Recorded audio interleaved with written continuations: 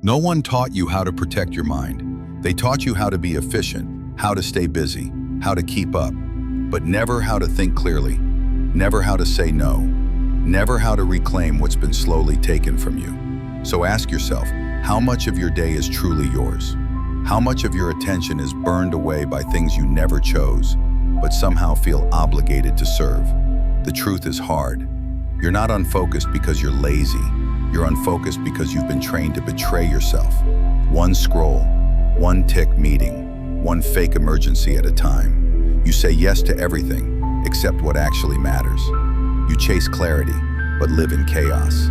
And then you wonder why you're exhausted, uninspired, and disconnected from who you were meant to become. Real focus isn't about getting more done. It's about remembering who you are. It's not a productivity trick. It's a rebellion, a revolt against the forces trying to fracture your attention and dull your edge. If you're ready to stop being shaped by the noise and start becoming the architect of your own mind, griefect, you're in the right place. And if that path calls to something deeper in you, consider subscribing for yourself, because each step toward clarity is a step back into your power. The greatest threat to your focus isn't what you don't know, it's what you tolerate, not in some dramatic, obvious way, but in the quiet choices you make, the ones that seem harmless in the moment. You check a message, respond to a comment, open one more tab, and before you know it, your attention has been split 100 ways, not stolen, given. And tech, what's worse, is that you rarely notice the cost until the damage is already done. You tell yourself you're being productive because you're busy, but deep down, you know that busy and focused are not the same thing. Busy is reactive, focus is intentional. And the longer you tolerate distraction disguised as importance, the more your mind becomes a place you no longer rule. Focus doesn't vanish all at once. It leaks slowly.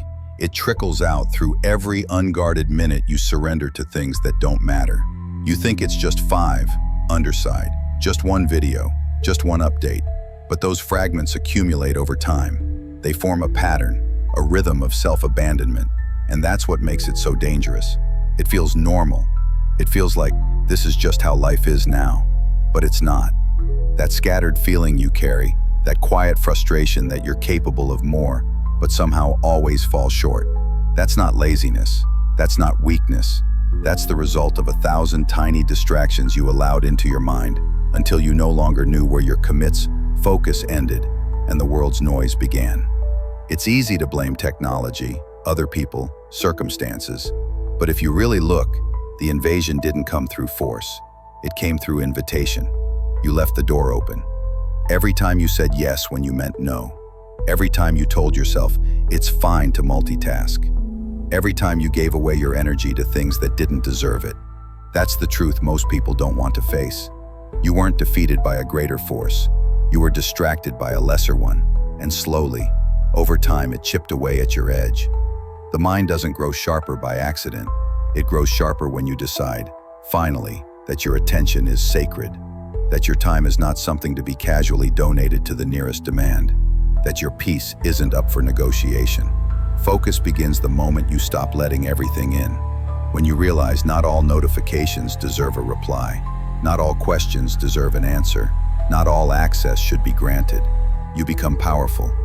The day you decide to stop being available for agreement, everything, because availability in the wrong hands becomes a prison. You respond to everything and slowly stop responding to yourself. You start noticing it when you try to sit alone. The discomfort, the itch to check, the restless need for stimulation. That's not your personality.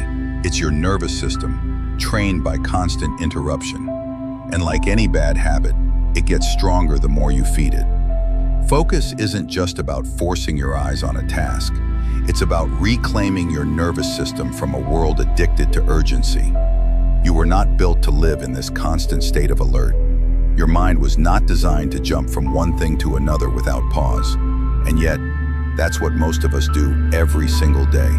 Not because we're broken, but because we've been conditioned to think that stillness is laziness, that presence is unproductive, that silence is wasted time. But the truth is, silence is where your real thoughts live.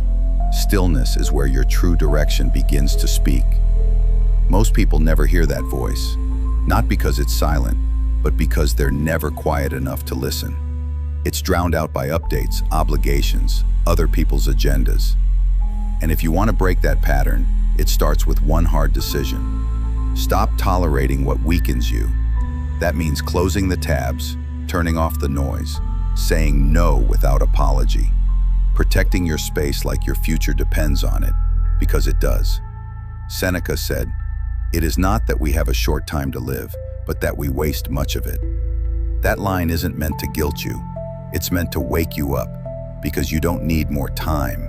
You need to stop letting the time you already have be pulled apart by things that don't matter.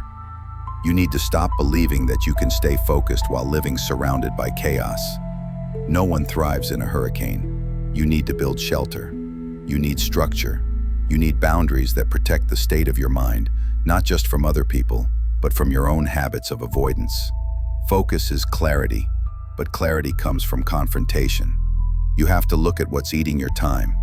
You have to name what you're tolerating. The silenced, habits, the people, the beliefs. You have to get honest about the moments where you abandon yourself for convenience. Because until you do that, no strategy will save you. No app, no routine, no tool. You can't organize chaos that you keep inviting. You have to cut it out at the root. That's the hard part. That's the work no one wants to do. But that's where the change happens. Your future is not built by the days you plan. It's built by the moments you protect. You don't need a perfect system. You need a line in the sand. A, quote, point where you say, "I don't do that anymore. I don't check my phone first thing. I don't respond to everything. I don't let distractions sit at the table of my attention." And every time you uphold that boundary, your focus strengthens. Your mind remembers what it feels like to belong to you again. And from that place, everything changes. Not overnight, but steadily, relentlessly, like water shaping stone. There's a reason you feel fragmented. There's a reason you feel like your best ideas only come when you're away from the equipal noise. It's not a coincidence. It's a signal. Your potential is not missing. It's buried. Buried under the weight of tolerating things you were never meant to carry. Every time you say, "I'm fine," to things that slowly corrode your energy, you lose a piece of yourself. Focus is not just a skill. It's an act of remembering who you were before the world pulled you in every direction. It's a process of returning to your inner center, again and again, until that place becomes your home, not just your escape. So, the next time you rally, wonder why you can't stay focused, don't look at your to-do list. Look at your boundaries. Don't ask what you need to add. Ask what you need to subtract. Not everything deserves your attention. Not every voice deserves your energy. Focus begins with the decision to stop giving your power away, especially to the things that look innocent, but steal the most from you. And once you make that decision, really make it, you'll realize the strength was never gone. It was just scattered. And now finally, you're ready, whites, to gather it back. When life begins to feel chaotic, our first impulse is almost always to add. We pile on routines, buy new planners, download the next app that promises organization, and make lists so long they become a source of stress rather than clarity.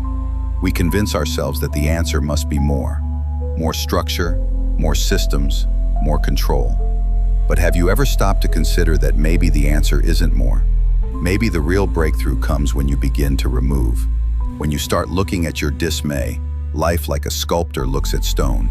Not trying to build something by stacking pieces on top, but by carving away what doesn't belong. We are told that growth is about accumulation, but that's a lie dressed as ambition. Real focus is not built on excess. It's revealed through reduction. You already have the capacity to be sharp, clear, and deeply present. What's in the way isn't a lack of tools. It's the clutter, the mental weight of every half-finished habit, every unnecessary task, every open-ended commitment you feel guilty about but haven't let go of. That guilt, those mental tabs running in the background, they drain more energy than any single task. It's like trying to sprint with a backpack full of rocks. You can build discipline, but if you never empty the load, you'll always be slower than you could be. Most people don't struggle because they lack drive. They struggle because they lack space. Their mind is a crowded room filled with noise, reminders, and pressure to do it all. So instead of moving forward with clarity, they freeze in place, overwhelmed by, unloaded, by just what they think they must carry. That's the hidden danger of modern life. We mistake movement for progress, busyness for productivity, and chaos for commitment. But real commitment is clean. It's simple. It's chosen. It doesn't require a dozen open projects to feel valid. In fact, the more serious you are about something, the less room you leave for anything else. We tend to collect goals like souvenirs, motivated in the moment, forgotten over time. And yet each one leaves a trace, a whisper in your mind that reminds you of what you said you'd do, but haven't done yet. These silent burdens don't just take up time, they take up presence. They dilute your focus because your attention is split between what matters now and what's still unresolved. You're not scattered because your goals are bad. You're scattered because you're trying to carry too many of them at once. The irony is, we hold on to all of them, hoping one will lead to a breakthrough, not realizing the real breakthrough happens the moment we let most of them go. Marcus Aurelius wrote, "If you seek, stimulate, tranquility, do less, or, more accurately, do what's essential." That's not advice from a man with too much free time. That's wisdom from someone who carried the weight of an empire and still understood that peace was found not in doing more, but in doing what truly mattered.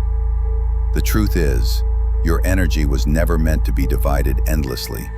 You were not designed to multitask your way to meaning. You were built for depth, and depth doesn't come from juggling. It comes from cutting, ruthlessly, courageously, and without apology. Subtraction is not just about removing noise.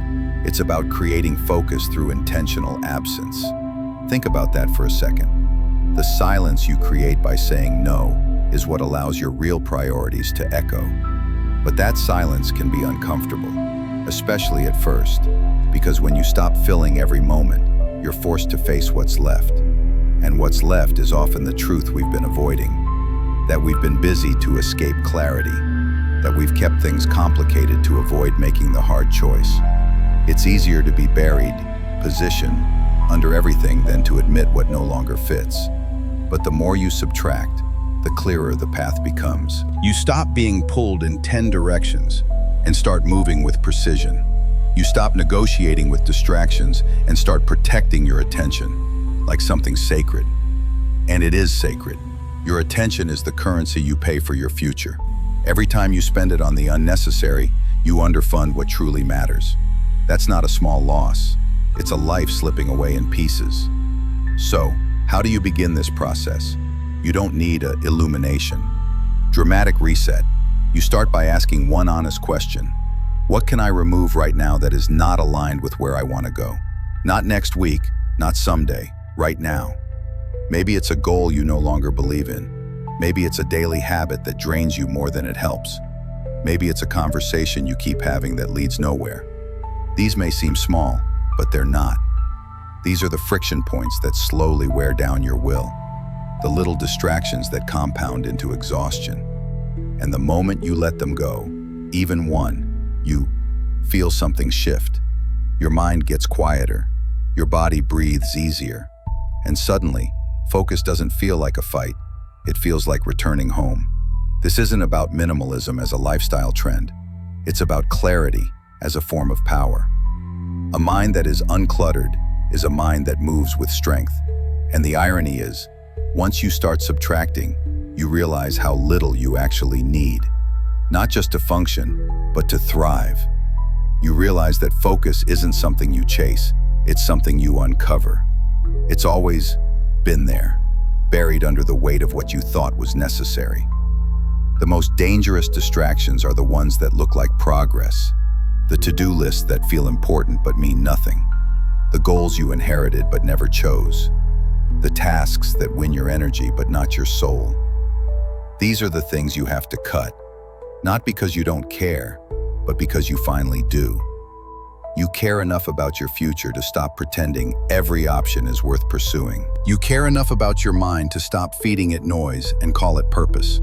When you begin to subtract, you create a new standard.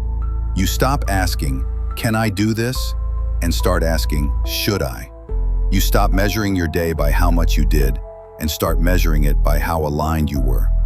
That shift is where real growth begins, because now your focus is no longer about managing life. It's about mastering it, one clean cut at a time. And maybe the most important thing to remember is this: subtraction is not loss, it's refinement. It's returning to the essence of what matters. And in that essence, you don't just find more focus, you find more peace, more power, and finally, more of yourself. There's a quiet moment that happens just before you say yes, when you don't really want to. It's small, almost invisible, but if you catch it, you'll feel the tension. Your body hesitating, your thoughts racing, a subtle pull in your chest. That moment is the crossroads between alignment and betrayal. Say yes, and you please the world while turning away from yourself. Say no, and you stand alone, but you stand in truth. And that's the real cost of saying yes too often. You trade clarity for approval, purpose for politeness, and focus for comfort. It feels easier in the moment, but it fragments your energy until your day belongs to everyone but you. Most people don't realize how many of their struggles come from this quiet refusal to honor their own limits. We imagine that strength is always about pushing through, doing more, being available, being helpful. But sometimes, the greatest strength is restraint. The decision to protect your space, your poultry time, your peace. Saying no is not an act of rejection, it's an act of self-love. It's a declaration that your energy is finite and sacred, and not everything or everyone deserves access to it. Yet many of us say yes, automatically, out of habit, fear, guilt. We're afraid of seeming selfish, afraid of disappointing, afraid of losing connection.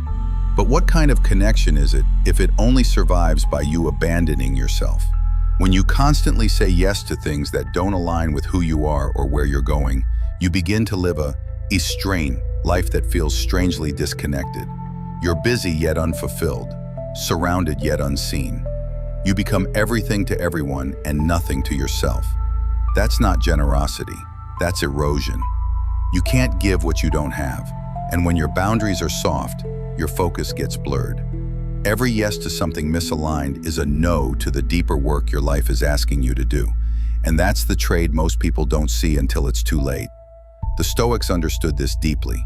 They taught that you cannot live in harmony with yourself while living in conflict with your values. To live with integrity means your choices must reflect your purpose, not someone else's opinion. It means your time must reflect your priorities, not someone else's urgency. And that's where real courage lives, not in being loud or aggressive, but in quietly refusing to betray your own direction, even when it's uncomfortable. Because saying no will make people uncomfortable. It will disappoint. It may confuse others. But you were not born to be understood by everyone. You, disillusion, were born to be deeply aligned with yourself. It's important to remember that saying no isn't about being closed off. It's not about being hard or distant. It's about being honest. It's about trusting that the right people in your life will respect your boundaries, and the wrong ones will reveal themselves the moment you start enforcing them. When you say no from a place of clarity, you're not rejecting others. You're accepting responsibility for your energy. You're choosing depth over distraction, presence over performance. And that's how real focus is built, not in isolation, but in self-luster. Every time you say no to something that isn't right, you strengthen your identity. You train your nervous system to stop defaulting to approval. You begin to reclaim your life in small, powerful ways. Carl Jung once said, "The privilege of a lifetime is to become who you truly are. But you can't become who you truly are if you're constantly living someone else's script. No one will hand you the space to do that. You have to carve it, line back it, reimburse yourself, one no at a time." We often forget that every yes carries a cost. It's not free, it's a trade. And too often we don't calculate what we're giving up in the process. You say yes to another meeting, and you say no to your creative time. You say yes to pleasing someone, and you say no to your peace. Over time, those trades shape your reality.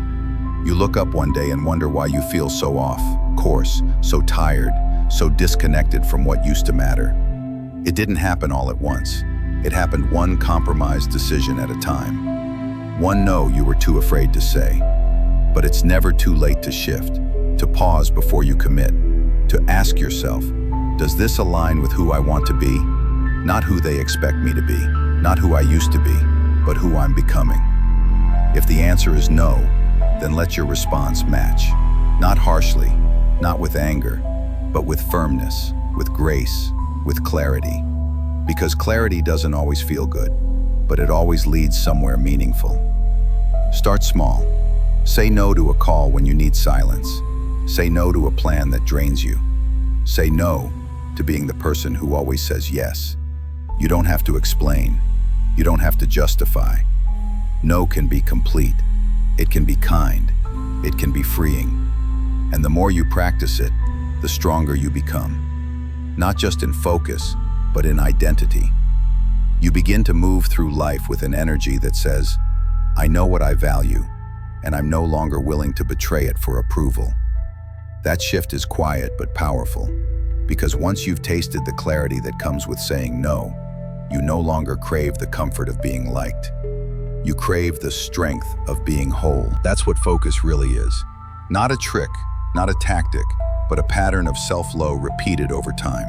A deep refusal to be pulled in every direction. A firm yes to what matters, and an unapologetic no to what doesn't.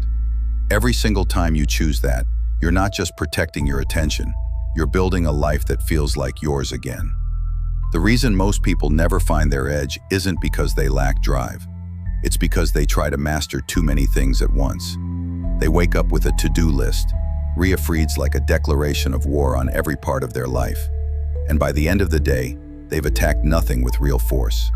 They've touched everything but changed nothing. That's not strategy. It's exhaustion disguised as effort. True focus demands that you stop scattering your attention and start choosing your battlefield. Not 10. 1. Because clarity only arrives when you give your full energy to something that matters, without compromise, without backup plans, without keeping your options open just in case. Growth isn't perish, born in the comfort of variety. It's forged in the fire of commitment. There's a kind of anxiety that follows those who live halfway in everything. It's subtle, but it lingers. They bounce between ideas, projects, people, always moving, never landing. And in that constant movement, they convince themselves they're progressing. But if you never stand still long enough to go deep, you never build anything solid. You skim the surface of your potential and wonder why you still feel empty. The uncomfortable truth is this: you cannot go deep when you're constantly looking sideways. You cannot conquer anything while you're flirting with everything. There is no greatness in divided attention. Aristotle said, "He who has never learned to obey cannot be a good commander." That obedience starts with your own decisions. You want command over your life. Learn to obey the mission you set.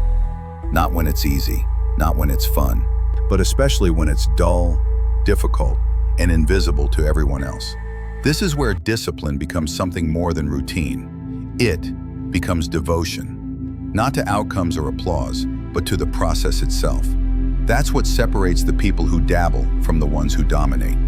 They obey the path they chose, and they walk it with full presence. Mastery doesn't arrive by accident. It requires full immersion. It asks that you plant both feet in one place and stay long enough for something real to grow. That could be your craft, your physical health, your inner discipline, your business, but it must be one. You can pivot later, but at the beginning, you must go narrow before you go wide. If you're trying to change everything at once, you'll dilute your energy and destroy your momentum. You can't build multiple empires with a single army. Choose one battlefield, and once you do, close the doors, burn the bridges, leave no exit. That might sound harsh, but it's liberating because the moment you choose one thing, all the noise dies. You no longer have to evaluate 100 options. You no longer have to chase every shiny opportunity. Your mind becomes quiet, focused, steady. You begin to move differently, not because you're working harder, but because you finally stopped running from commitment. This is where power comes from, not from hustle, but from elimination. And when you truly commit, you stop asking if something will work and start asking how to make it work. That's the shift that changes everything. But commitment always feels like a risk, and that's why most people avoid it.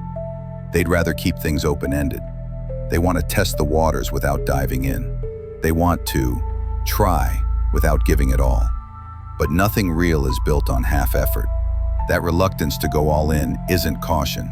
It's fear disguised as logic. And fear will always present the illusion of safety while quietly robbing you of transformation. You don't gain confidence by hedging your bets. You gain it by stepping fully into one thing and earning your growth through persistence, through resilience, through the kind of work most people abandon when discomfort begins. There's a strange peace that comes from total commitment, a sense of freedom in misuse, not having to decide every day where your energy goes because you've already decided. And that one decision simplifies everything. You don't have to wonder what you should do today. You don't need new motivation. You just show up again and again and push your edge a little further. That's the rhythm of mastery. It's not loud, it's not glamorous, it's not filled with dopamine spikes, but it's solid, grounded, reliable, and over time it creates results that scattered effort never could. The moment you stop leaving yourself a way out, you unlock a deeper layer of focus. You stop negotiating with distractions. You stop entertaining alternatives. Your identity begins to shift. You're no longer someone who tries. You're someone who does. Not because it's easier, but because you've taken quitting off the table. That kind of mental framing is powerful. It creates tension, the good kind, the kind that pushes you forward because you've given yourself no choice but to succeed. That's what it means to go all in, not recklessly, but deliberately, with eyes trembling and will fully engaged. The modern world offers endless options, and with that comes a hidden cost: paralysis. We've been told that keeping your options open is smart, but there's a point where it becomes a trap, a way to avoid deciding, a way to avoid failing. But without decisions, you stay in limbo, and nothing of meaning is built in limbo. If you want to lead your life instead of reacting to it, you must commit, not just to action, but to direction. Otherwise, you'll keep spinning in circles, calling it progress, while your potential rots from lack of use. When you treat your attention like an army and deploy it toward one mission, your results multiply. You begin to outpace people who are more talented, more resourced, more connected, because your energy is not fragmented, it's unified. There's a force behind someone who's fully locked in. It's hard to describe, but you feel it when you're around them. They move with certainty. They speak with clarity. They're not scattered. They're sovereign. And that kind of focus submits, shattered, not just to others, but to opportunity itself. The world doesn't need more people doing more things. It needs more people doing one thing with all they've got. People who are willing to get bored and keep going. People who are willing to be misunderstood while they build. People who understand that chasing 10 paths leads nowhere fast, but devoting yourself to one can take you further than you ever imagined. This isn't about limitation, it's about leverage, and your life will change the day you stop selfish, asking how much you can do, and start asking what's worth doing deeply.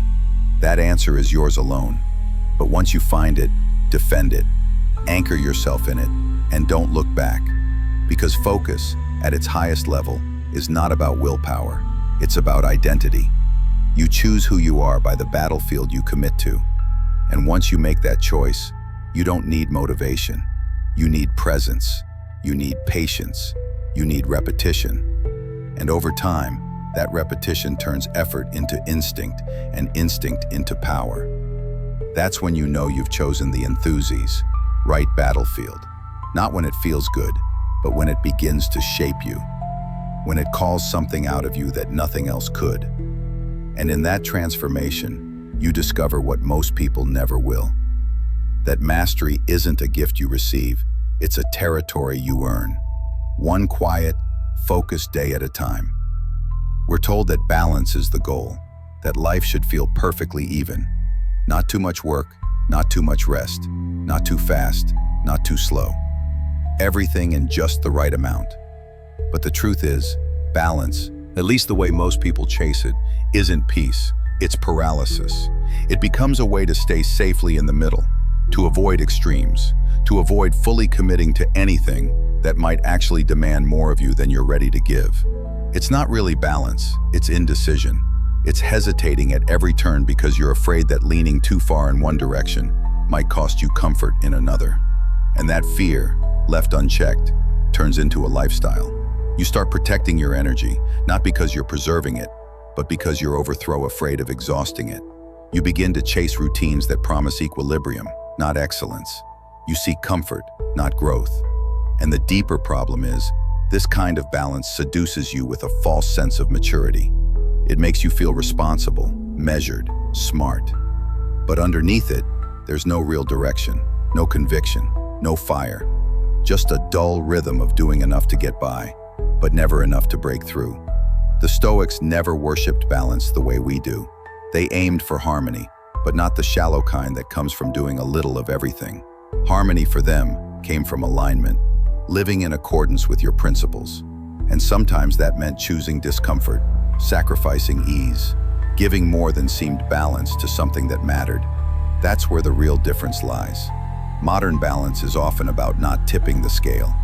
Stoic harmony is about making sure the scale is weighted toward meaning. You'll notice that most people who talk about balance are stuck. They're tired, but not from effort. They're drained from indecision, from neurotrans to be everywhere at once, from saying yes to everything just a little, and no to nothing completely. It's a slow erosion. You lose the edge of your ambition, the sharpness of your goals. Everything starts to feel foggy, like you're alive but not fully awake. And that's the danger, because once you normalize this state of lukewarm commitment, it becomes very hard to break. You lose the muscle of intensity. Intensity is not chaos. It's not recklessness. It's control applied with force. It's knowing what you want and channeling your entire being toward it. And that scares people because it means letting go of balance. It means letting one thing matter more than others. It means missing out, saying no, disappointing people, risking failure. But if everything matters equally, nothing matters deeply. If you try to spread your focus like butter across toast, you won't have enough substance to change anything. Focus demands sacrifice, not forever, but for a season. A focused life is not a life without rest or joy. It's a life where rest and joy are earned, not used as escape, where they are part of the cycle, not the default. You work deeply, then you step away with intention. That's real balance. Not doing everything at once, but doing the right things in the right sequence. You give yourself fully to your craft, your project, your development, and then you recover fully. You don't water your time down by trying to hold everything at once. This version of balance, one based in control and clarity, requires courage, because it's not neat, it's not symmetrical, it's not safe. It looks like obsession to people who don't understand it, but it's not obsession, it's commitment. And commitment in a distracted world always looks extreme, but only from the outside. On the inside, it feels like purpose. It feels like peace, not the soft kind, but the kind that comes from knowing exactly what you're here to do. Balance becomes a trap when it becomes a reason to avoid depth, a reason to never work late on something that excites you, a reason to never skip comfort for intensity, a reason to always pull back when you should push forward. The myth of balance convinces you that too much of anything will break you, but the truth is, too little of the right thing is what will make you feel lost. When you give just a small portion of yourself to what you care about, you rob yourself of the transformation that only full engagement can bring. You don't need to eliminate rest or joy to grow. You just need to stop using them as excuses to avoid the hard parts of commitment. Sometimes you need to let one part of thinkers your life go quiet so another part can come alive. That's not imbalance. That's strategy. That's awareness. That's the kind of temporary sacrifice that leads to long-term alignment. And alignment is where focus becomes effortless because you're not fighting yourself anymore. You're not negotiating between distraction and desire. You're walking in one direction with your whole self behind it. It's easy to talk about priorities, harder to live by them, because priorities mean saying no to things that others think are important. They mean appearing unbalanced in a world that's obsessed with keeping up. But you weren't built to live someone else's timeline. You weren't built to juggle endlessly. You were built to choose. And your life doesn't get sharper until you do. There's power in doing less, but doing it with intensity. There's clarity in letting go of what's good so you can give your full strength to what's essential. Epictetus said, "First say to yourself what you would be, and then do what you have to do, not what you want to do, not what you feel like doing, but discharged, what must be done." That's not balance, that's conviction. And conviction will always be more powerful than trying to keep everything even. Because real transformation is never balanced. It's tilted. It leans in. It demands more of you in one area so that your entire life can rise with it. And when you understand that balance stops being the goal, it becomes the byproduct of living with focus. Let the world chase evenness. You chase excellence. Let them dabble. You go deep. Let them fear going too far. You fear never going far. Pathology. Enough. And when they ask how you stay so focused, so grounded, so clear, you'll know it wasn't from trying to balance everything. It was from choosing what mattered most and pouring yourself into it without apology. That's not imbalance, that's power. And it's the only kind of focus worth building. Focus isn't how long you stare at a screen. It's not how many hours you sit at a desk or how tightly you structure your day. That's where most people go wrong. They treat focus like a time investment, something that builds value simply by aura volume. But focus doesn't reward time. It rewards depth. You can spend 10 hours half present and achieve less than someone who locked in for one. Because attention that is spread thin, even over long stretches, never sinks deep enough to create real momentum. What matters isn't how long you work. It's how deeply you engage, how fully you cut through the noise and disappear into the task at hand, leaving behind the mental clutter and the urge to multitask. The world trains us to admire busyness, to equate packed calendars with careless productivity. But true productivity isn't frantic, it's focused. It's a quiet, sharp state of mind where your thoughts stop bouncing and begin drilling into something real. The modern brain is overstimulated and undertrained. Constant pings, endless scrolling, fragmented attention. We're taught to move fast but not to think deeply. And that shallow state of engagement becomes our default, jumping between tabs, starting without finishing, working without ever arriving fully. The tragedy is that we've confused being active with being effective. Imagine a river flowing wide and shallow. It looks powerful, but it moves slowly. Now imagine that same river forced into a narrow canyon. The same water now cuts through stone. That's the difference between scattered effort and concentrated intensity. One drifts, the other calves. Your mind is the same. When you focus without distractions, without looking over your shoulder every few minutes, you develop the power to break through barriers that once seemed impossible. You don't need more hours. You need more intensity, shimmer, within the hours you already have. But intensity doesn't happen by accident. It's built like a muscle. It takes training to get your brain to go deep. Most people can't focus for more than a few minutes without reaching for their phone, switching windows, or checking something irrelevant. Not because they're lazy, but because they've never practiced intensity. Depth feels foreign to them. It feels unnatural to do one thing and only one thing with complete presence. But the more you practice it, the more it becomes your edge. You don't need a perfect environment or a 4-hour block of free time. What you need is the discipline to show up fully, even if it's just for 1 hour. 1 hour of undiluted work can often do what 5 hours of scattered effort cannot. Because when your mind is fully engaged, it sees what it normally misses. It solves problems faster. It creates more original ideas. It connects dots that others overlook. This is the kind of work that feels effortless on the outside, but inside, it's like your whole being is tuned to one frequency. That's what intensity feels like. Not forceful, but precise.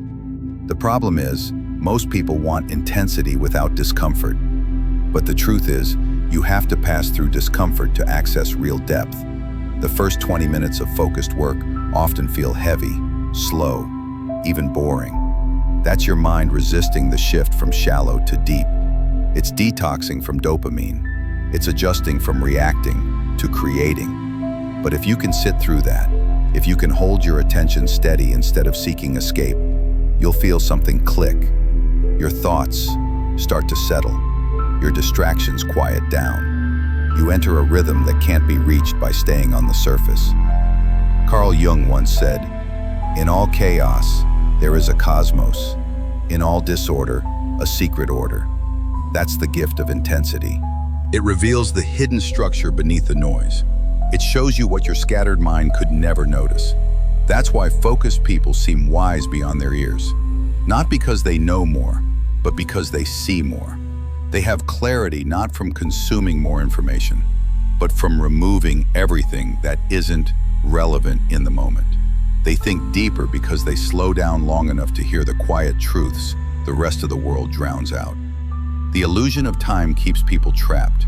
They believe that if they just had a longer day, a better schedule, more room to breathe, they'd finally focus. But the truth is, they don't need more time. They need better use of the time they already waste. Waiting for the perfect moment to concentrate is like waiting for silence in a city. It rarely comes. You don't focus because it's convenient. You focus because you've decided that presence matters more than comfort, that intention matters more than routine, and that depth, real depth, is worth the initial resistance. You train intensity by giving your full attention to small windows of time, 30 minutes, 1 hour. But within that time, you remove all escape routes. No checking messages, no background noise, no mental tabs left open, just full immersion. And in that immersion, you'll feel the difference. You'll feel what most people never experience. Your mind sharpening, your stressed thoughts aligning, your ideas building on each other instead of scattering. That's how breakthroughs happen, not by brute force, but by sustained depth. The reason this matters so much is because your most important work, the kind that moves your life forward, cannot be done from the surface. It cannot be built from distraction. Whether it's writing, building, learning, or creating, none of it can grow in shallow soil. You need to go beneath the surface, and that requires focus that cuts, not just focus that lingers. When you live in a distracted state, everything feels difficult and progress feels random. But when you live with intention, your path begins to form under your feet.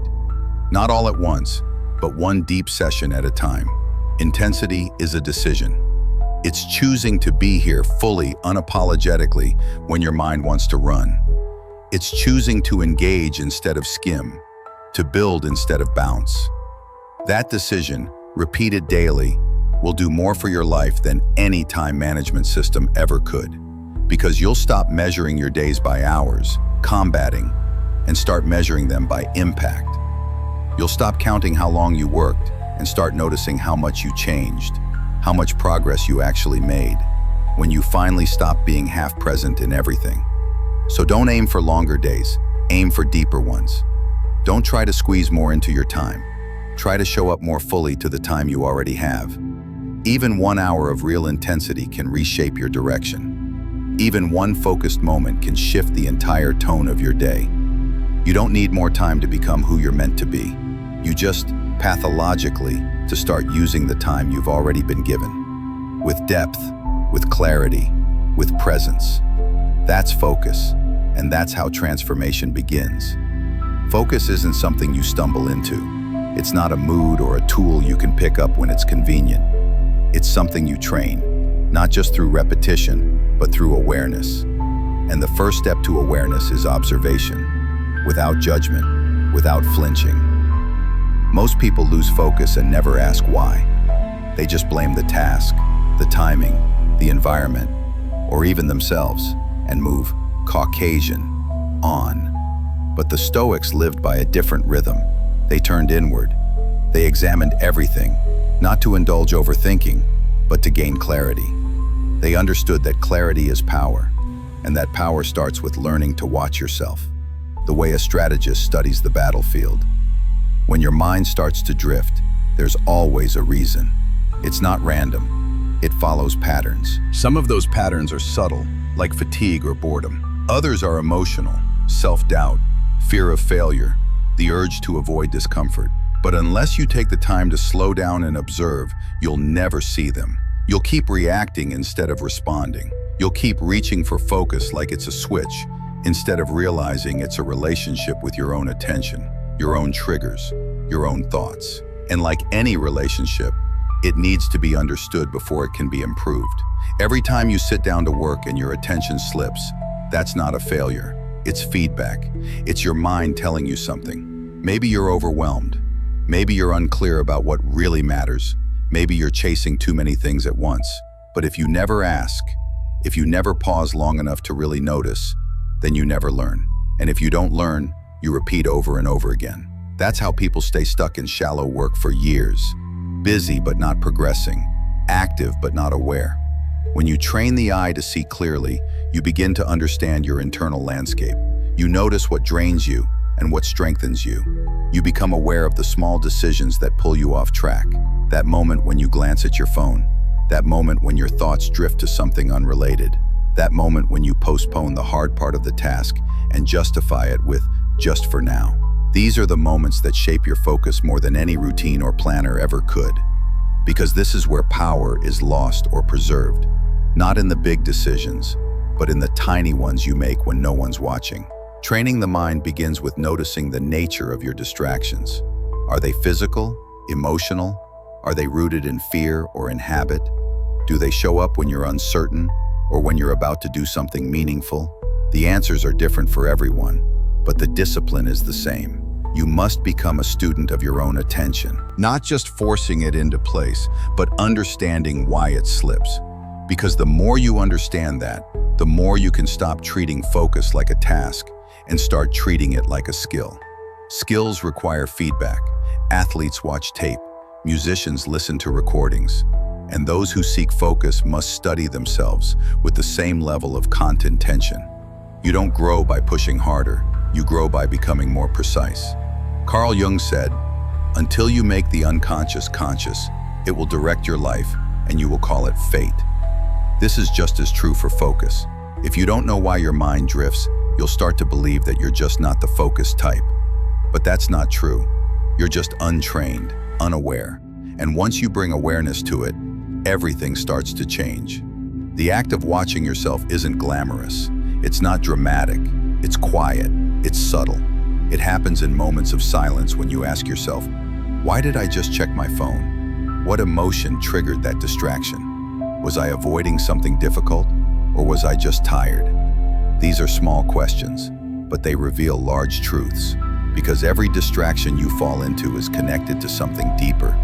And the more you understand that connection, the more power you have to interrupt it. Not with willpower, but with wisdom.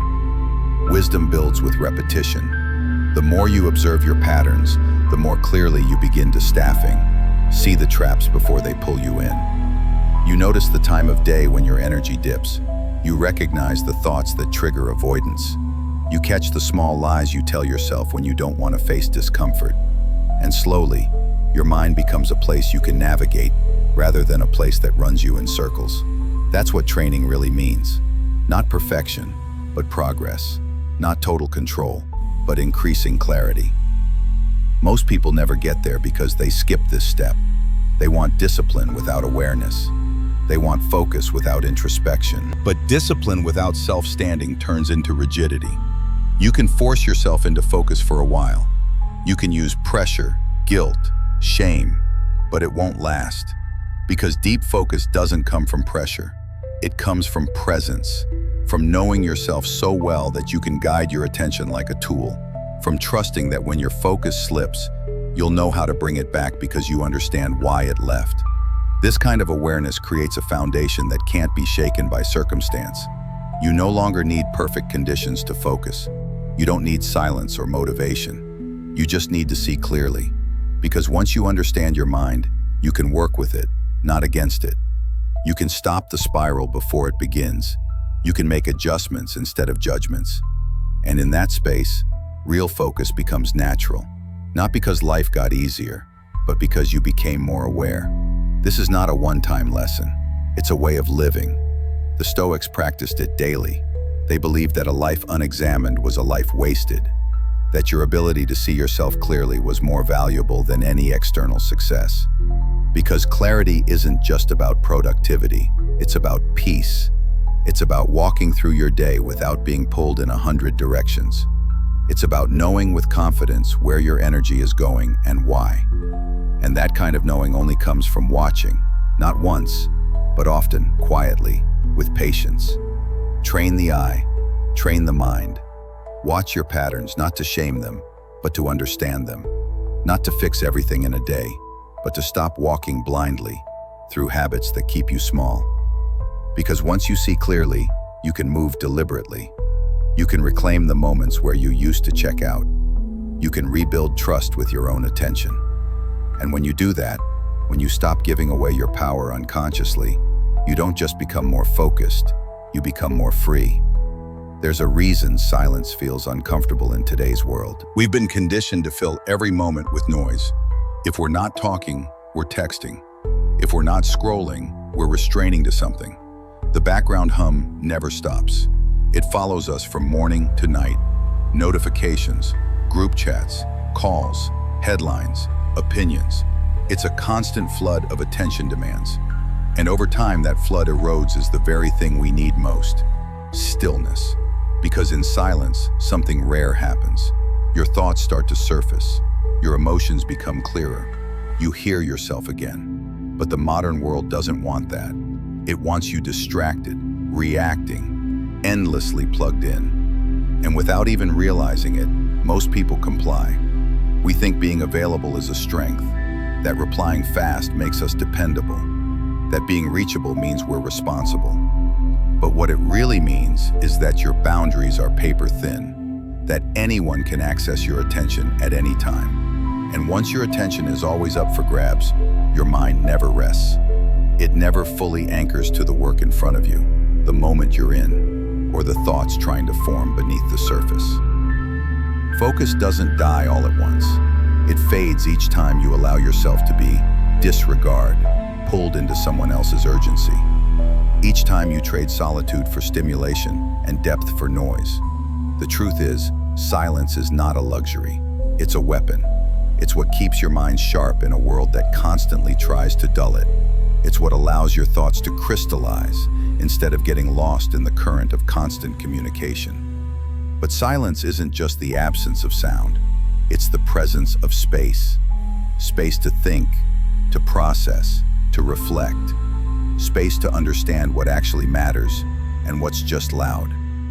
The more noise you allow in, the harder it becomes to tell the difference. You become reactive instead of intentional, distracted instead of grounded. And it's not just about the noise around you. It's also the noise within you, the mental clutter that grows when you never take the time to be alone with your own mind. Silence is uncomfortable at first because it confronts you. It holds up a mirror, and sometimes what you see isn't polished or easy. But that's the point. Silence gives you truth without decoration. It shows you the thoughts you've been running from, the decisions you've avoided, the emotions you've muted. And when you face those things, you start to rebuild clarity from the inside out. Marcus Aurelius once said, "The more we value things outside our control, the less control we have." And what's more outside of your control than the constant demands of others, their texts, their opinions, their expectations? The moment you allow every voice to enter, you lose the strength to listen to your own. Protecting your silence isn't selfish, it's strategic. When dismantle, people can't always reach you. They start to respect the times when they can. When you step back from the noise, your presence gains weight. You stop blending into the background of distraction. You become intentional, deliberate, focused. And yet, most people fear silence, not because it's boring, but because it's unfamiliar. We've trained ourselves to seek stimulation at every turn. A few seconds of waiting becomes a reason to grab the phone. A quiet evening feels like a void to be filled. But in truth, those quiet, similar moments are the foundation of focus. They're where ideas are born, where your mind reorders itself, where you connect dots that would never appear in the middle of chaos. Silence is where you notice what's been out of alignment. It's where you feel your instincts more clearly. That instinct to slow down, to pivot, to recommit. It doesn't shout, it whispers. And if you're too loud, you'll miss it. The most focused people aren't those who do the most. They're the ones who guard their time, their energy, their peace. They're not in every group chat. They don't comment on every post. They're not always reachable. And yet, when they speak, people listen. When they act, people notice. Because their presence hasn't been diluted. Their words haven't been wasted. And their silence has made their focus stronger. That kind of strength doesn't come from discipline alone. It comes from space, from knowing that not everything deserves a response. Not every sound deserves your attention. You don't have to disappear completely, but you do need moments where you step away from the current. Even 30 minutes of silence a day can sharpen your focus more than hours of noisy work. A walk without headphones, a morning without notifications, an evening with no replies. These small rituals are where your mind resets, where you remember that not all urgency is real and not all noise is meaningful. The world will always try to pull you back in. But every time you say no to the noise, you say yes to your clarity. You say yes to your direction. Silence also builds strength in conversation. When you're not always speaking, you learn to observe. You notice what others miss. You hear what's not being said. You listen not to reply, but to understand. That kind of listening is rare and powerful. It changes the way you show up in relationships, in work, in life. Because now you're not reacting to the noise. You're responding from a place of grounded awareness. That's what focus really is. Not just locking in on a task, but moving through the world with intention, unbothered by things that don't matter. You don't have to, poorer, explain your silence. You don't have to justify your boundaries. The people who respect you will understand. The ones who don't were never really listening anyway. What matters is that you start treating silence not as a gap, but as a strength. Not as an absence, but as a foundation. A mind trained in silence becomes unshakable because it no longer depends on the world for direction. It listens inward. It moves with clarity. And that kind of mind doesn't chase focus. It becomes focus. Focus is not a mood that appears when the timing is NET, perfect. It's not a feeling you wait for. It's not something that visits you randomly and then disappears without warning. Focus is summoned. It's built, cultivated, sharpened. And just like any warrior preparing for battle, you must approach it with intention. You don't stumble into deep work by accident. You arrive there by design, by creating rituals that tell your mind, your body, and your environment. Now we begin. There's something ancient about this. Throughout history, warriors and artists alike have understood the power of NET, ritual. Not because rituals are magical, but because they're psychological. They mark the shift from ordinary to extraordinary, from the casual to the committed. A ritual doesn't need to be complicated. It just needs to be consistent. Maybe it's as simple as opening a specific notebook, sitting in one chair, brewing tea in silence, playing one specific soundtrack that signals your transition from the outside world to your inner command center. These rituals aren't habits, they're triggers. They don't just organize your time. They prime your state. They give structure to your intention and stability to your mind. Most people try to focus in a state of mental chaos. They go from a flurry of messages and notifications into tasks that demand depth. No buffer, no transition, just immediate expectation. And then they wonder why they can't stay engaged, why they feel restless, why the work feels harder than it should. It's because the mind doesn't switch gears instantly. The nervous system doesn't obey the clock, it obeys patterns. And rituals are those misuse patterns.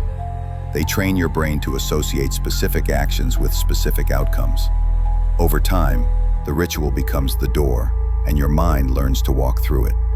There's something powerful that happens when your brain knows what's coming. When it senses the pattern, the cues, the rhythm, it stops fighting. It stops scanning for distractions. It locks in. Not because you forced it, but because you prepared it. You created the conditions for it to work with you, not against you. That's the difference between chasing focus and creating it. One is reactive, the other is deliberate. But the deeper benefit of ritual is what it protects you from. It protects you from indecision, from hesitation, from the friction that builds when you have to convince yourself to start. With a ritual in place, you don't negotiate with your impulses every morning. You don't wonder if now is the time. You already know. The ritual removes the question. It removes the noise. And in doing so, it preserves your willpower for what matters most: execution. Carl Jung once said, "You are what you do, not what you say you'll do." And in the silence of ritual, you turn intention into identity. You stop being someone who talks about goals, and you become someone who shows up every day. Not because it's easy, but because it's what you do. And slowly, your ritual becomes more than a routine. It becomes a reflection of your values, a quiet reminder that your time matters, that your attention is sacred, that your work is worthy of reverence. The ritual also acts as a boundary. It separates you from the world's demands. When you light that candle or put on that track or close the door behind you, you're sending a message to others, yes, but more importantly, to yourself. You're saying, this is my space, this is my focus, this is my mission. And that message, repeated often enough, becomes a source of strength. Because in a world that constantly pulls your attention outward, your ritual pulls it back in. And here's where the power compounds. The more often you repeat your ritual, the less energy it takes to focus. The resistance fades, the noise quiets. The shimmer chaos outside begins to feel irrelevant. Not because the world changed, but because you did. You trained yourself to create space, to honor it, to protect it.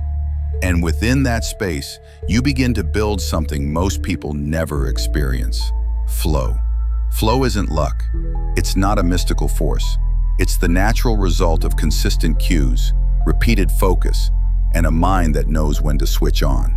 And rituals are the switch. They turn your ordinary environment into a sacred one. They turn the everyday into something sharpened, elevated, precise. That's why rituals matter. They don't just help you start, they help you transform. But don't confuse ritual with rigidity. This isn't about making your day robotic. It's about making your focus reliable. You can adapt, you can evolve. What matters is not what the ritual looks like, it's what it represents. It represents discipline, commitment, respect for your time. Even if it's 5 minutes of silence before the work begins. Even if it's closing all your tabs except one. Even if it's placing your phone in another room. These small acts are not small. They're declarations. They are you saying, I'm not here to be scattered. I'm here to build something real. And that kind of presence is rare. Most people are constantly shifting physically in one place, mentally in 10. But with ritual, you anchor yourself. You come back to one place, one task, one moment, and you stay there. Not forever, just long enough for something meaningful to happen. Long enough for the noise to fall away. Long enough for your best ideas to rise. There's no shortcut to mission, deep work, no hack for long-term mastery. But there is a rhythm, a pattern, a way to step into your best self again and again, without needing to be in the perfect mood. Ritual gives you that rhythm. It becomes the steady beat beneath your progress. And when everything else feels uncertain, when motivation fades, when clarity blurs, when life gets messy, your ritual stays waiting for you, ready to bring you back. So build it, shape it, refine it, and then protect it with everything you have. Because once you have a ritual that summons focus, you no longer fear distraction. You no longer hope for inspiration. You show up and you go to war calmly, quietly, powerfully, one focused session at a time. The mind is not naturally built for stillness or structure. Left on its own, it leans toward comfort, toward routine, toward whatever feels easiest in the moment. It avoids friction, it looks for shortcuts, and in that ease, we lose our edge. Not because we're incapable, but because we've never trained ourselves to thrive under pressure. We mistake calm for growth and confuse convenience with mastery. But comfort is deceptive. It flatters the ego while starving the will.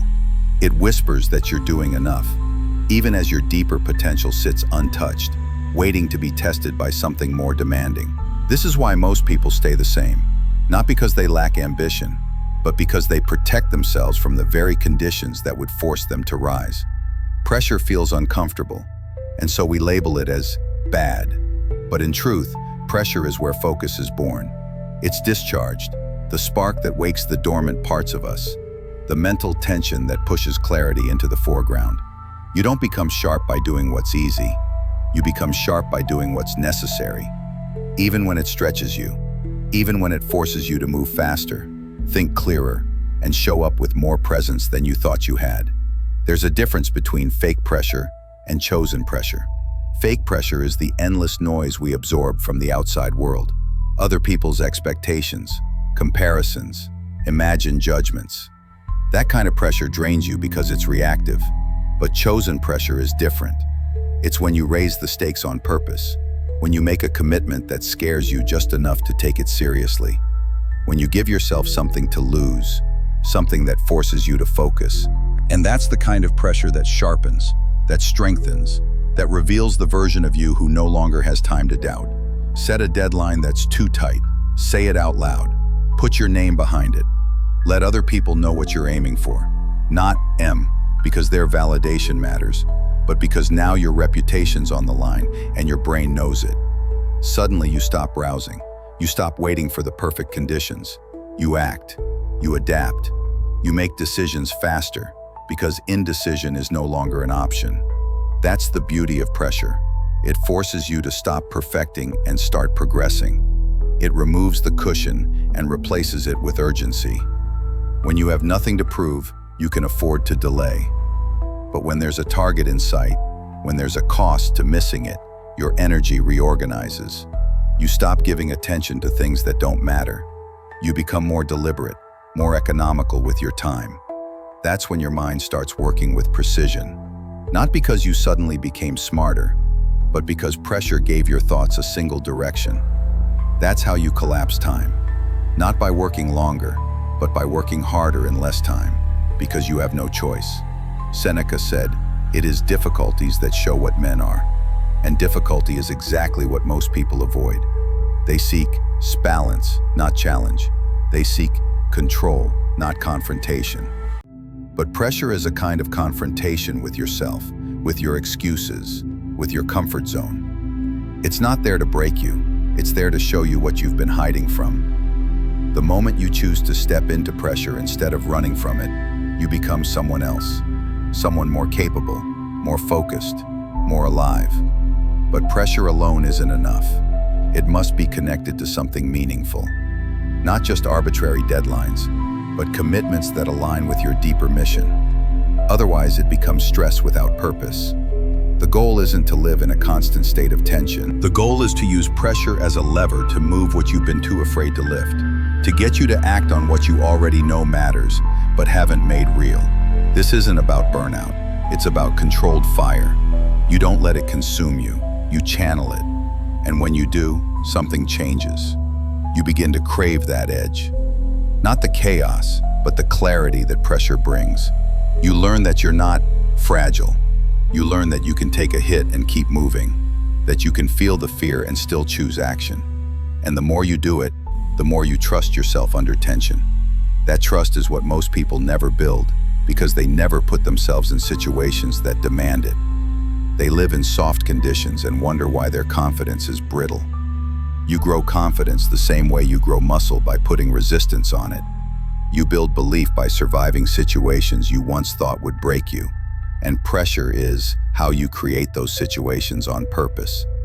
You don't wait for life to test you. You test yourself. You raise your own standard. You create challenges before the world creates them for you. That's where focus multiplies. When it's not a nice idea, but a necessary response to the standards you've chosen. Pressure also does something subtle but important. It reveals what doesn't matter. When you're under pressure, you have less time for fluff. You don't indulge in overthinking. You don't drift into meaningless conversations. You imprison on results. And in that moment, your priorities reorganize themselves. The non-essential falls away. What you're left with is a mind sharpened by urgency and refined by constraint. You stop being someone who hopes to stay focused, and you become someone who has no option but to be. You don't need to live in constant pressure. That's not the point.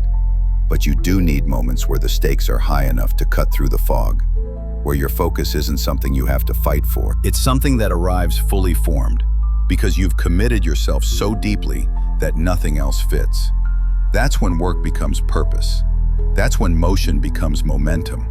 That's when you stop avoiding growth and start accelerating into it. Pressure is not the enemy. It's the forge.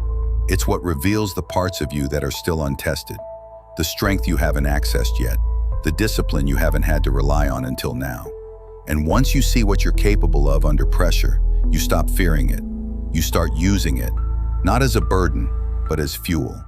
Because the difference between a distracted life and a focused one isn't always intelligence or planning. Sometimes it's simply this. One person chose comfort, the other chose pressure. And from that choice came a different level of clarity, a different kind of focus, one forged, not found.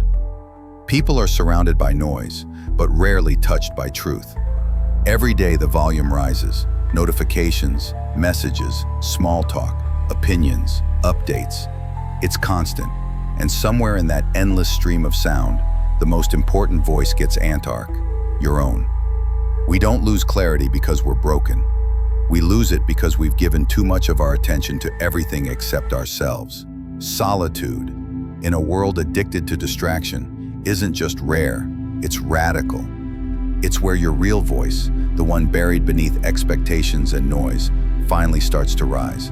But most people fear solitude, not because they're too busy, but because they're afraid of what will surface when the distractions disappear. When there's no one to impress, nothing left to chase, and nowhere to run. Mentally, what's left is you. And if that version of you has been neglected, ignored, or misunderstood, then sitting alone feels unbearable. So we run. We keep scrolling, keep talking, keep reacting, anything to avoid being still enough to actually hear what's inside. But the paradox is this: the very thing we avoid is the very thing we need. Solitude doesn't isolate you. It reunites you with the part of yourself that's been calling out all along. Clarity doesn't come from the outside world. It comes from space. Space to think, to feel, to examine. Without space, everything blends together. Your goals, your fears, your habits, your values. You start mistaking motion for meaning, noise for purpose. But when you create room, when you step back, when you sit with silence, you begin to notice what's real. You start to hear that faint inner signal that says, "This isn't you," or "You've been drifting." That's the signal you've been waiting for. And it only emerges when the volume around you goes down. Carl Jung once said, "Who looks unmarried, outside dreams. Who looks inside, awakes." And that awakening isn't always poetic. Sometimes it's uncomfortable. You realize how much time you've spent chasing the wrong things. You realize how often you've betrayed your own instincts for approval. You see clearly the distance between who you are and who you could be. But in that discomfort is power. That voice, once it's no longer buried under 1,000 influences, begins to guide you. It doesn't shout, it doesn't force. It simply reminds you of what's essential. And when that voice grows stronger, distractions start to look different. They lose their appeal, because now you've reconnected with something deeper, your direction. Solitude isn't the absence of connection. It's the foundation of all meaningful connection. When you know yourself, you no longer chase relationships out of emptiness. You no longer shapeshift to fit in. You engage with the world from a place of clarity. You say yes with intention and no without guilt. You don't just move, you move with direction. And that kind of overthrow, focus can't be faked. It can't be taught in a course or hacked with an app. It comes from knowing who you are beneath the noise. And you can only find that version of you when you're finally alone. There's a kind of peace that emerges when you sit in silence long enough to stop resisting it. Your thoughts slow down. The endless internal commentary fades, and what's left is not some grand revelation, but a quiet presence, a groundedness, a realization that you don't need to constantly chase something to feel valuable, that who you are when the world is quiet is already enough. From that place, focus becomes natural. It stops being a technique and becomes a state, a default, because your attention is no longer being stolen.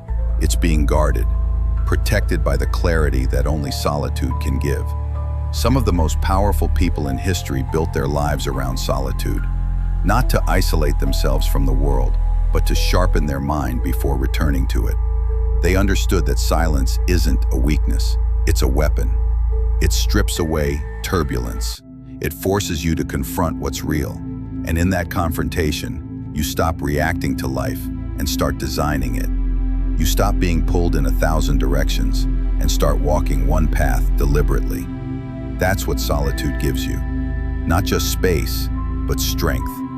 The problem is we wait for solitude to find us. We think it will happen naturally when things slow down, when the to-do list is shorter, when life is less chaotic. But that moment rarely comes. So instead, we have to create it. We have to carve out time, not just to recharge, but to reflect. We have to protect it like we protect our schedule, our routines, our goals. Because without solitude, every goal becomes someone else's goal. Every decision becomes reactive. Every day becomes noise. Start small, 10 minutes in the morning. No phone, no music, just stillness. Let your mind speak without interruption. Let the silence teach you what you've been missing. And over time, something shifts. Your thoughts stop racing. Your priorities become clearer. You don't panic when the world is loud, because you've trained yourself to return to silence. You don't feel lost in uncertainty because you've already faced yourself in the quiet. That's where your focus is built. Not in the storm, but in the stillness before it. This is what most people never understand. They think more input equals more clarity, but real clarity comes from subtraction, from stepping away, from letting your own voice rise above the noise. Because once you hear that voice, truly hear it, you realize it's been speaking all along. It was just waiting for you to listen. And once you do, your life starts to change. Not all at once, not dramatically, but gradually, consistently, with direction. You say no to things that used to pull you in. You stop apologizing for needing space. You move slower but with more force, because now every step is backed by something real. Not just reaction, but intention. Not just noise, but depth. And that's how you build a life that's not just focused, but aligned. Solitude is not a retreat from life. It's a return to yourself. A way to wake up, not just plunge from distraction, but from disconnection. And when you wake up truly, you don't just live differently, you lead yourself differently. You create from a place of inner strength. You respond with purpose, and you become the kind of person whose focus is no longer fragile, but forged in silence, in stillness, in truth. Most of the battles we fight aren't visible, they're quiet. They happen in the spaces no one else can see, in the decisions you delay, in the doubts you entertain, in the small daily negotiations with your lesser self. It's easy to look outside and blame the chaos of the world for your lack of focus, the notifications, the news, the responsibilities. But what if the real enemy doesn't knock on your door? It lives inside your mind. It whispers when you hesitate. It nods when you choose comfort over effort. And it celebrates every time you postpone your potential. The Stoics understood this clearly. They weren't fixated on controlling the external world, because they knew that the true war was internal. Seneca once wrote, "We suffer more often in imagination than in reality." And he was right. We imagine rejection before we try. We picture failure before we act. We replay past wounds as if reliving them gives us power. But in reality, all it does is drain our strength. That's the trick your inner enemy plays. It disguises passivity as safety, and you don't even realize you're losing ground until the cost shows up in your results, in your confidence, in your quiet regret. Focus isn't just about avoiding distractions. It's about defending your inner space. Because what you think, you begin to feel. And what you feel, you start to act on. Every time you let doubt lead, even just a little, it takes up more room. It becomes familiar. It starts to feel like truth. But doubt isn't truth. It's a shadow cast by a moment of fear. And like any shadow, it disappears the second you bring it into the light. That's why awareness matters more than willpower. You don't defeat the inner enemy by force. You disarm it by noticing it, by calling it out, by refusing to let it speak without being questioned. The truth is, everyone has that voice, the one that tells you you're not ready, that people will judge you, that you're too late or not good enough. But the difference between those who move forward and those who stay stuck isn't that one group has silence inside. It's that one group stopped believing the voice was theirs.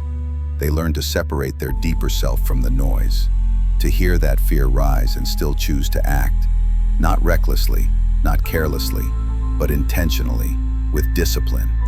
And discipline isn't just deflate, about structure or control. It's not only about waking up early or checking boxes. True discipline is about devotion to your higher self. It's about staying loyal to the version of you that wants to grow, even when your habits, your emotions, and your impulses pull in the opposite direction. It's about protecting the flame, not just against storms from the outside, but against the wind you create inside your own mind. Every day, you're either feeding the voice that lifts you or the one that keeps you small. There is no neutral ground. Every choice is a vote. Every delay is a quiet agreement with fear. Every excuse is a subtle nod to your limitations.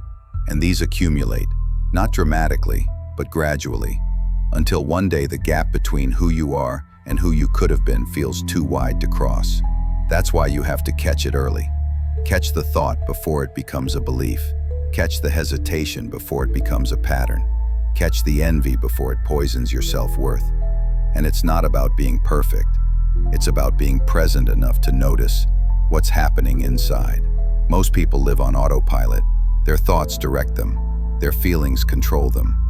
And they wonder why they can't focus, why they can't commit, why their lives feel like static. But the truth is, they've never taken the time to question who's behind the wheel. They've never trained themselves to lead from within. And if you don't lead yourself, your inner enemies will. That's where real focus begins. Not with a clean desk, but with a clear conscience. Not with a new productivity app, but with the courage, Simmons, to face yourself. Because until you deal with the internal clutter, external order won't matter. You'll keep rebuilding the same walls with different bricks. But when you choose to confront what's happening inside, when you stop entertaining the thoughts that shrink you, you stop surviving and start creating. Guarding your inner world is a lifelong practice. It's not a switch. It's a relationship you develop with your own mind. Some days you'll catch the fear early. Other days it'll slip past you. But the point isn't tightening perfection. The point is awareness. You learn to hear the voice and recognize it for what it is. Not a prophecy, just a habit. Not a warning, just a whisper from a smaller version of you that hasn't evolved. And the more you recognize it, the less power it holds. Your mind is your kingdom, and like any kingdom, it must be defended, not with aggression, but with attention. You don't win by locking yourself away. You win by sharpening your inner guard, by knowing what thoughts belong and which ones don't, by choosing moment by moment which voice to feed. And over time, something changes. The doubt doesn't vanish, but it speaks less often. The fear doesn't disappear, but it loses its grip. The envy doesn't fade, but it stops steering your choices. Because now you're no longer reacting to your mind, you're leading it. And that's what separates the focused from the scattered. The focused don't have perfect environments or silent minds. They've just learned how to navigate the noise, how to guard against the rebellion within, how to stay loyal to clarity when chaos tries to sneak in. And most importantly, they've learned that discipline isn't punishment. It's protection. It's what keeps your purpose safe. It's what holds your path steady, and it's what silences the part of you that always tries to pull you back. So if you want to focus, truly focus, don't just change what you do. Change what you allow. Stop letting fear rent space in your mind. Stop letting hesitation make decisions. Stop letting self-doubt write your story. Reclaim your mental space, strikeouts, like your life depends on it, because it does. And when you do, you'll discover something powerful. The outside world doesn't have to change for you to be at peace. You just have to stop fighting yourself. Most people drown in their own to-do lists, not because they're lazy or undisciplined, but because they treat every task as if it holds equal weight. But the truth is, your time isn't infinite, your attention isn't limitless, and your energy, no matter how driven you are, has a breaking point. That's why the mind that wants to, tightening, great must learn to rank ruthlessly. Because when everything is important, nothing really is. We tend to confuse motion with progress. Checking off 20 minor tasks gives a false sense of momentum, but rarely gets you closer to the life you actually want.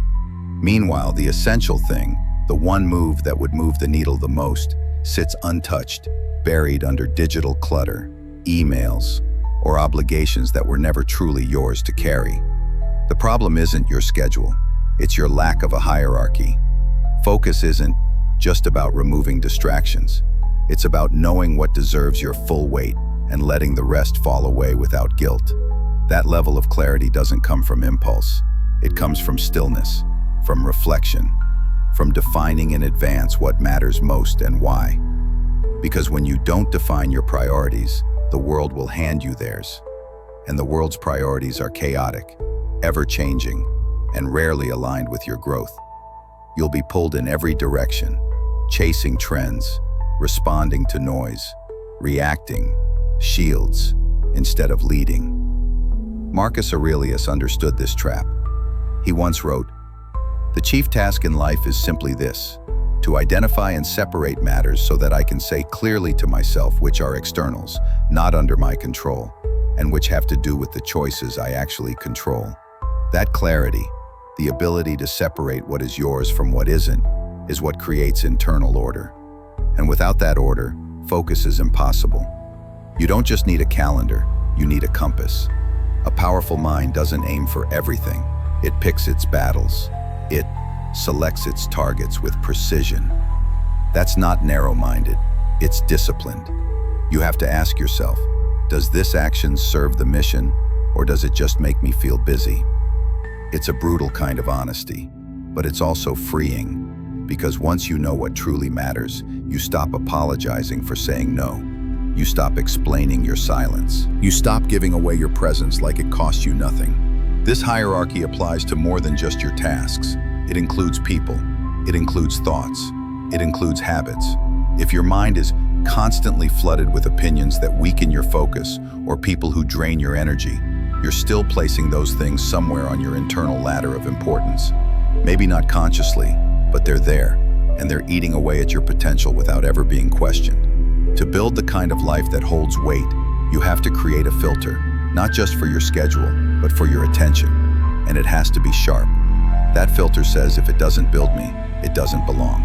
That filter honors, assass, silence over small talk, creation over consumption, depth over dopamine. That filter protects your mind like it's sacred, because it is.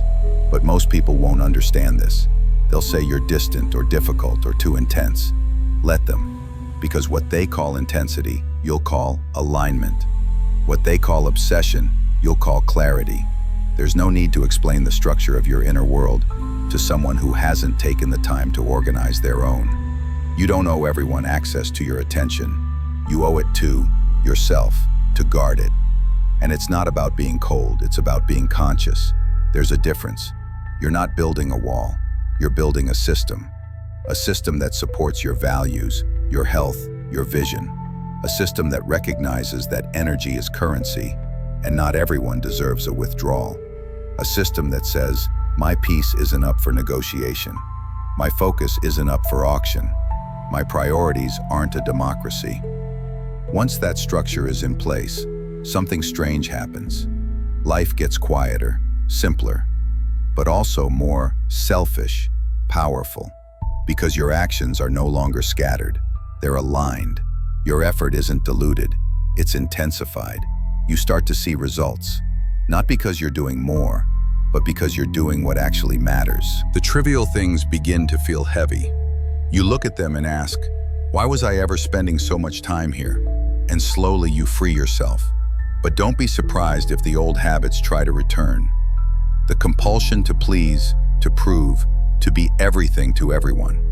It doesn't die easily. You'll feel it in moments of fatigue or doubt. That's when you need to return to the hierarchy. Look at it, study it. Remind yourself why you chose this path.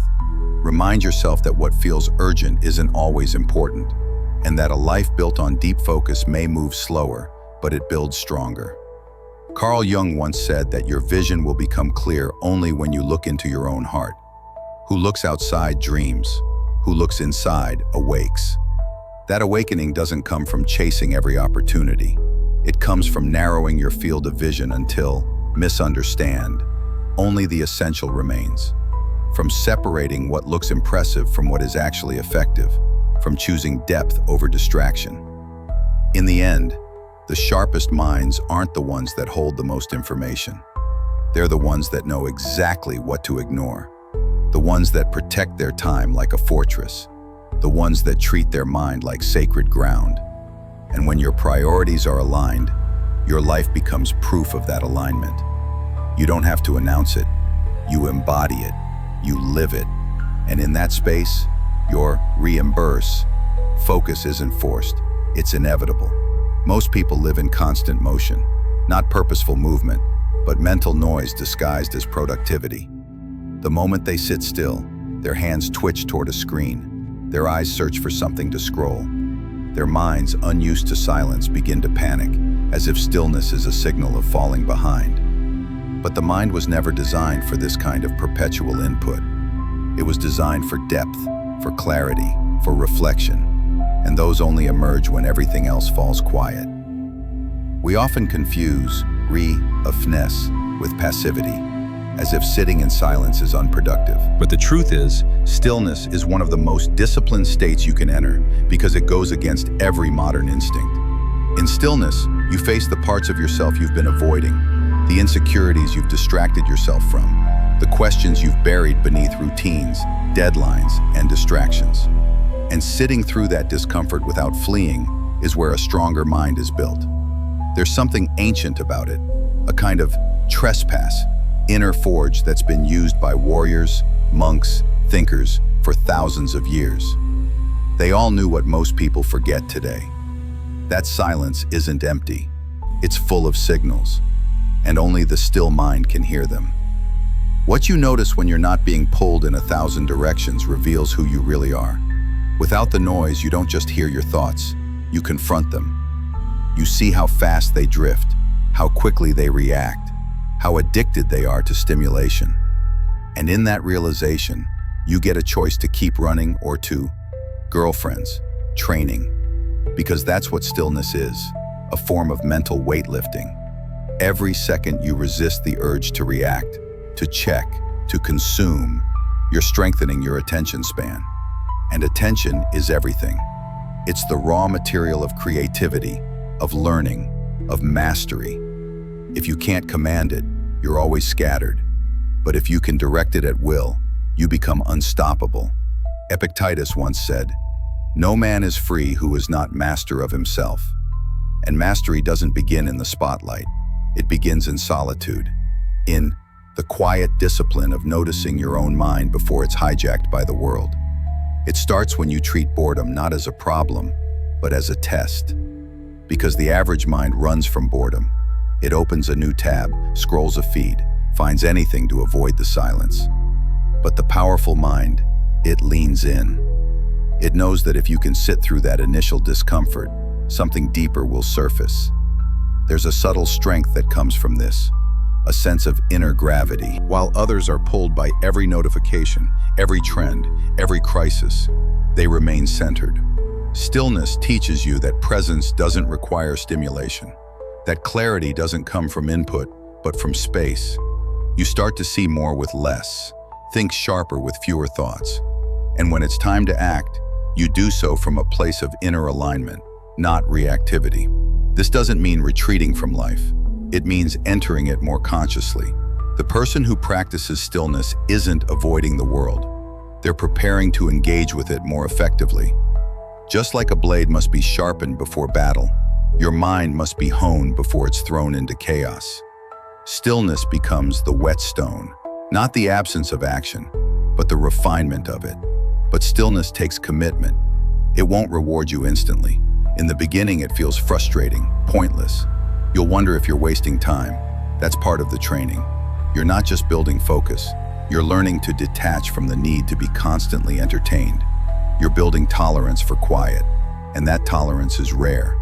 Because in a world that equates silence with weakness, the person who can sit alone, think clearly, and feel calm becomes dangerous. Not in a violent sense, but in an unshakable one. And this strength seeps into everything. In conversations, you become a better listener. In conflict, you pause instead of explode. In decision-making, you wait for insight rather than rushing into reaction. That kind of discipline doesn't show up in motivational quotes. It's not loud, but it's felt. It's the kind of energy that says, I don't need to chase noise to silhouette, to rethink I'm alive. It's the posture of someone who knows who they are without having to constantly prove it. Eventually, you begin to crave it, not as an escape, but as a foundation. You carve out time for it, the same way a musician tunes their instrument, because you've learned that without it, you're scattered, reactive, foggy. But with it, everything sharpens. You start your day not with chaos, but with clarity. You face challenges not with panic, but with poise. Stillness becomes your edge. Carl Jung spoke of the unconscious mind as something that reveals itself when we're quiet enough to listen. And he was right. Stillness pulls back the curtain. It shows you the roots of your behaviors, your fears, your desires. And instead of being controlled by them, you begin to understand them. That awareness is power, because once you see the mechanism, you can rewire it. So, in a world that celebrates noise, choose quiet. In a time that rewards constant motion, practice stillness. It won't make you slower, it will make you precise. It won't disconnect you. It will reconnect you to the only thing that truly matters. Your ability to focus, to think, to act from a place of strength. Not because you're overwhelmed, but because you're aligned. Because stillness has taught you to respond, not to react. And that discipline, that's where real freedom begins. There's a moment when the things you once had to fight for, clarity, control, discipline, start to feel less like a struggle and more like your nature. You don't need a list of habits or a pep talk to pull yourself together. Discharged. You just do what needs to be done. Not because someone told you to, not because it feels good, but because it's simply who you are now. Focus, when deeply lived, stops being a task and becomes a form of presence. You're no longer pretending to be the person who's in control. You are the one who leads from within. That's when everything shifts. You're not waking up asking how to get motivated. You're not debating whether to stay committed. The decisions have already been made, long before the moment arrived. And from that still, centered, selfish place, your actions begin to move with precision. People notice, not because you're loud or aggressive, but because you're clear. Clarity is magnetic. It doesn't chase, it draws. And that's the essence of becoming the weapon. You don't need to display your sharpness. You simply exist in a state that is naturally effective, naturally decisive, naturally disciplined. Most people wait for a crisis to get serious. They wait for loss, heartbreak, rock bottom. But when focus becomes your default, you don't need the world to shake you awake. You're already awake. That's where the real transformation lies. Not in a temporary sprint, but in a sustained internal evolution. The kind that doesn't fade after a weekend of inspiration. The kind that endures through monotony, resistance, even pain. Plato once said, The first and best victory is to conquer self. That victory isn't loud. It happens in quiet moments, when you choose focus over impulse, discipline over ease, inner stillness over external noise. Over time, those choices stack. They form a structure, a character, until one day you realize you're not pretending to be strong. You've become it. You're not faking presence. You're living in it. When your mind is trained to obey your will, distractions lose their power. That's the real freedom, not the absence of demands, but the presence of inner command. You control where your energy goes. You decide what's worth your time. And that sense of control isn't rigid. It's calm, alert, ready, just like a blade kept sharp but sheathed. It's not drawn for every small battle, but when it is, it cuts clean. And there's beauty in that. In becoming someone who doesn't just chase focus in moments, but embodies it in motion. You walk differently, think differently. Even your silence speaks. Because when you carry focus like armor, you don't need to prove your worth. You live it. That's what makes it unshakable. Not the absence of chaos, but your refusal to let chaos define you.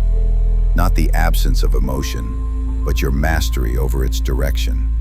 You begin to operate from a deeper rhythm, a rhythm that isn't dictated by trends or moods or approval. It comes from house, sentenced, something more grounded, your own inner command. When you hold the reins of your mind, life doesn't pull you in 20 directions. You steer. You pause when you need to. You accelerate when it's time. And no matter what storm you step into, your clarity becomes the anchor. This doesn't mean perfection. It doesn't mean you never waver. But even in those moments of doubt or fatigue, there's a part of you that never forgets the path. You return quickly. You reset faster. Because focus is no longer a performance. It's a return home. A return to what you've built inside.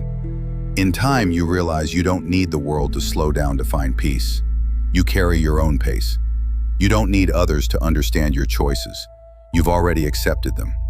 You don't need a reminder to stay locked in. It's simply how you breathe. Now, this is the essence of becoming the weapon. Not something forged by rage or revenge, but by consistency, control, and inner fire. By a mind that no longer scatters itself across meaningless noise. A mind that chooses what it engages with and why. A SHTM, mind that no longer leaks energy into what cannot be changed, but channels that energy into creation, discipline, purpose. When you live like this, life changes. Not because life itself becomes easier, but because you become stronger. Strong enough to endure, quiet enough to listen, focused enough to cut through the fog. And that focus, it no longer flickers. It burns, steady, relentless, free. Because the final stage of mastery isn't about doing more.